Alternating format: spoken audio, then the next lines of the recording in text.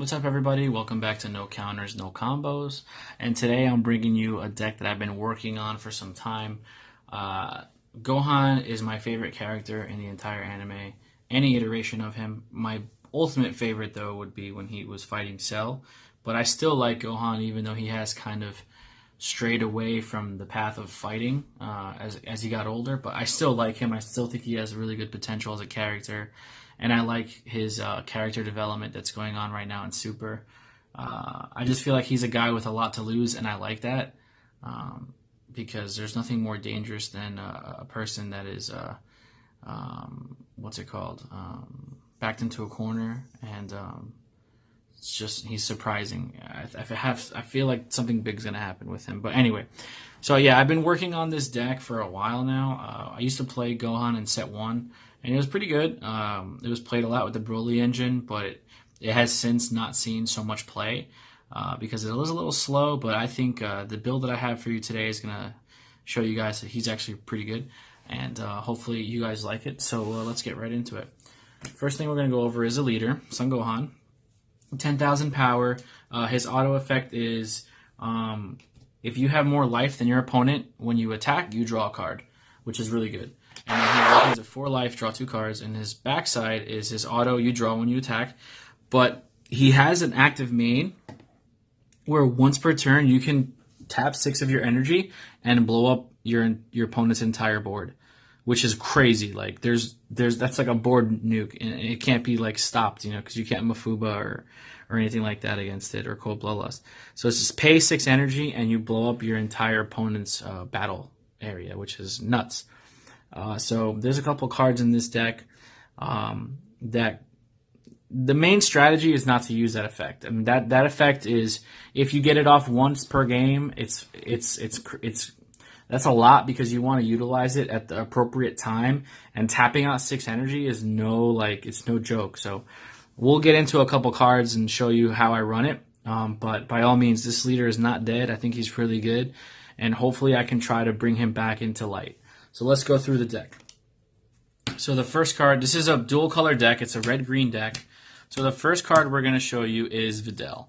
Okay, Vidal is a 2-drop blocker, but she has the permanent ability that when Gohan Adolescent is in your battle area or in your leader area, she can come out for free. So she's essentially a free blocker, which is really good because it helps you defend your Gohan early on in the game, and also late in the game. If you use his effect to blow up the board, you have a blocker on board at least to mitigate some of that damage going forward. So she's a really good card. I like her. Next card we have is Kaba. He's a really good card, really good 1-drop. You want to see this card.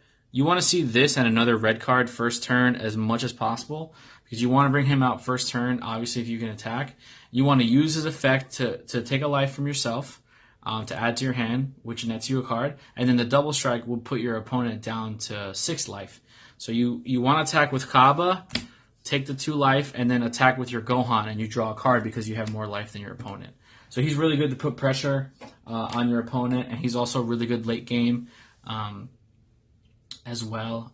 Your Gohan's not going to get attacked too much, or is actually going to get attacked a lot because your opponent doesn't want you to have more energy more life than they do, because they don't want you to draw. But at the same time, you're going to be taking life into your hand. So either way, you're going to get some type of card advantage. And the sooner you're awakened, the better, because then they have that beast of an effect staring them in the face.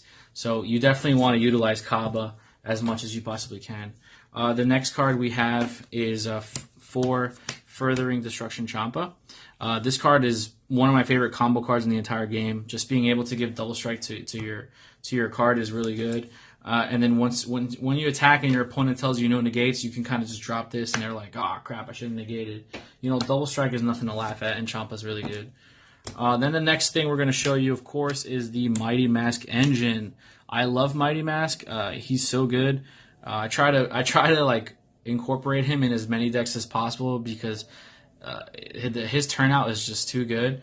And we'll show you exactly what I'm talking about. So Mighty Mask, when he comes out, you can use his effect to send him to the discard pile and then search. You can search a Goten or Trunks Youth, one of each up to one. So you can add a Goten and a Trunks, or you can just add one of each. So the reason I run him is to show you this. Let's show you my targets. I have the one red Goten and the one red Trunks. Basically, I use these guys for energy, but you can use their other effect to get a Gotenks. That's 2,500 or less attack. So that can come into handy if really needed.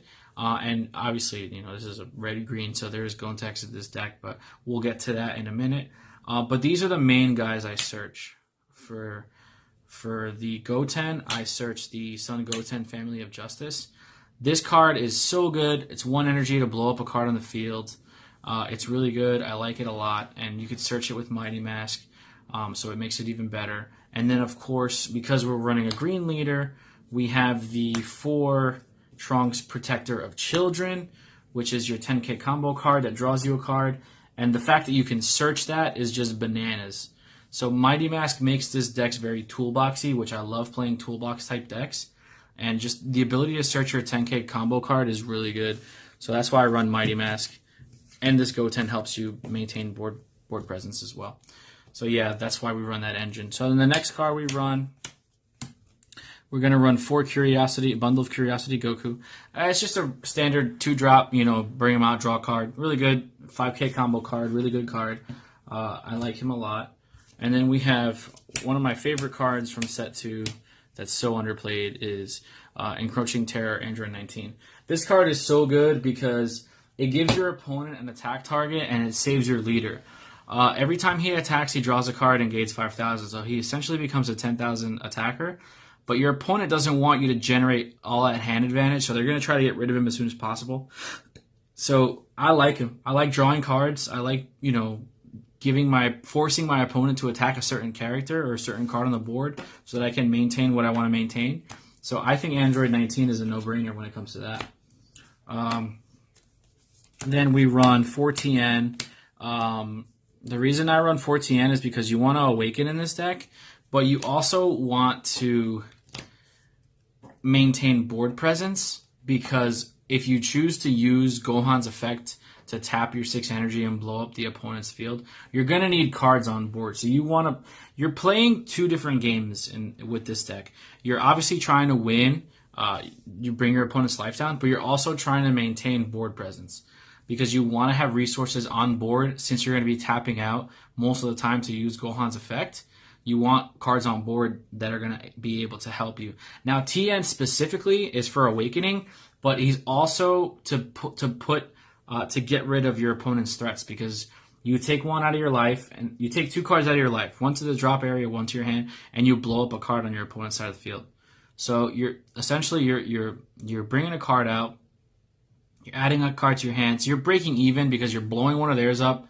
You're blowing one of theirs up, and you're adding cards to your hand, and you're also maintaining field presence. And I rarely attack with Tian unless I need to.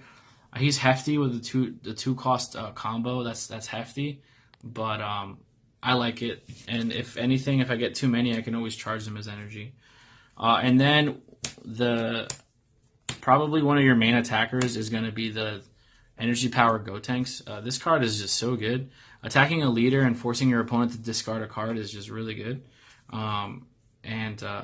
He's just too good of a card, and he can be searched off of the red Goten and red Trunks. If you really need to search, you can search him. And he's a 5k combo. Late game, it's really good because 15,000 power, you have to combo over to not take a hit, and you're going to be negating a card out of your hand anyway. So I really like using Gotenks. It helps with the control aspect of the green.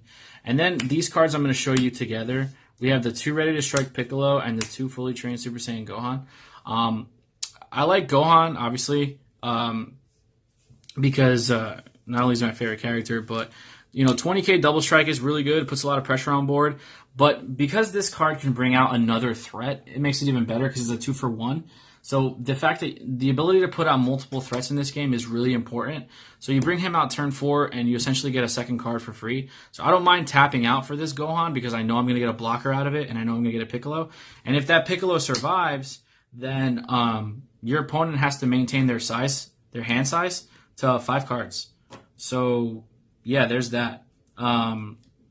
It's really detrimental because hand advantage is important, but if you can get them down to, like, if they have 12 cards in hand, you get them down to 6, you know, that's pretty good. So I like using that, and he's a blocker, so that helps with protection. And then I run 2 full power trunks. I love this guy. 20k triple strike is no joke. Yeah, he has the downside of making all your opponent's cards blockers, but there's a way. So what I like to do is I like to bring him out turn 5, not attack, and then next turn 6, use my leader's ability to blow everything up, and then I have a 20k triple striker on board. So I just, like, there's no cards to worry about blocking, so I just swing in for 20k. And it's insane. I mean, obviously you have to wait a turn to attack with him, and that's very situational, but you'd be surprised how often it happens.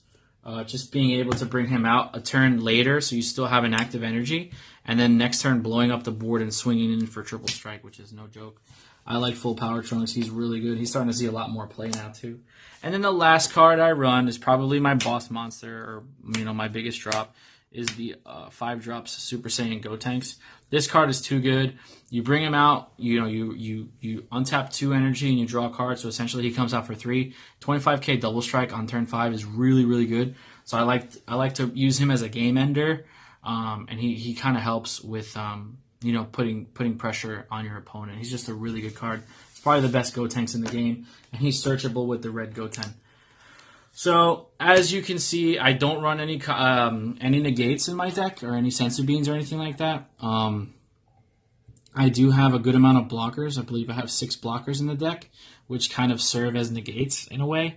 But this is kind of like a pseudo-aggro deck, and everything coincides with each card, so I really don't want to make room for any negates because I don't want to have to take anything out. I've playtested this deck a lot on Octagon, and I haven't felt the need for negates because I have so many blockers. And I have a lot of cards that people want to get off the board, so they don't really target my leader too much. And I guess that goes hand in hand with the lack of blockers.